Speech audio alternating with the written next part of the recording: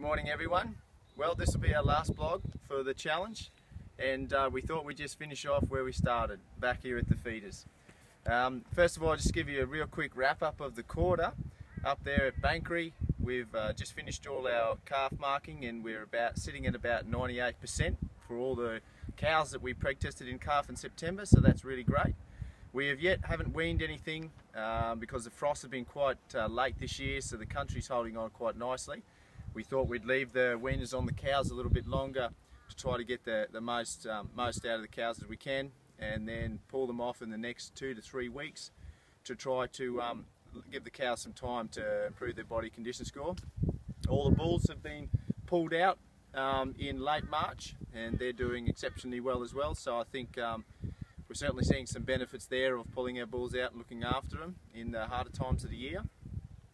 We've, as I said in my recent blogs, we've purchased a lot of trade cattle in there, which has been excellent for us this year. We've been able to take advantage of the extra grass we have on offer there. So pretty much that's it for Bankery. Things are going along quite smoothly. We could do with a little bit more rain, but I'm sure that's like everyone, but very lucky indeed. Now behind me here, as I said, back at the feeders, you can see the cattle just walking away there now. They're our mediums.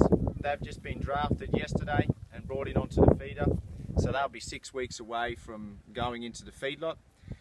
As we said right at the beginning, we've changed it a little bit as we've gone along, but what we try to do now is get these animals into a mob, and they stay with each other then throughout the whole process. They get their hierarchy system sorted out a lot earlier. Seems to help with their performance in the feedlot. As you can see here, the country's in a lot better order. There's a lot of native grass that's come through in the rain we got in April, which was excellent. We've right here at the feeders, it's a little bit sparse, but when you get back into the paddocks, it's certainly looking quite good.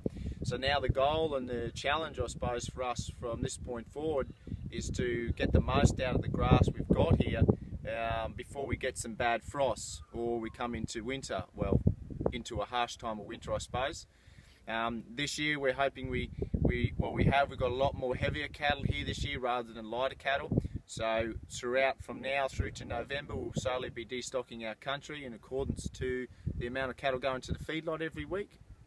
And this will help us manage our country better and hopefully manage our performance of our cattle, leaving our paddock a little bit better as well. To date, just recently, the cattle on these feeders have been doing 1.4 kilograms a day in the paddock, and it's costing us around 50 to 60 cents to do this. So it's well and truly worth our while doing this process. It's taken us a while to get to this point, and obviously we've been lucky with a little bit of rain. It certainly helps. But that's about it from me, guys. I hope you've enjoyed following us on Twitter and Facebook and the blogs, and give us a vote or two, and we'll see you soon. Bye.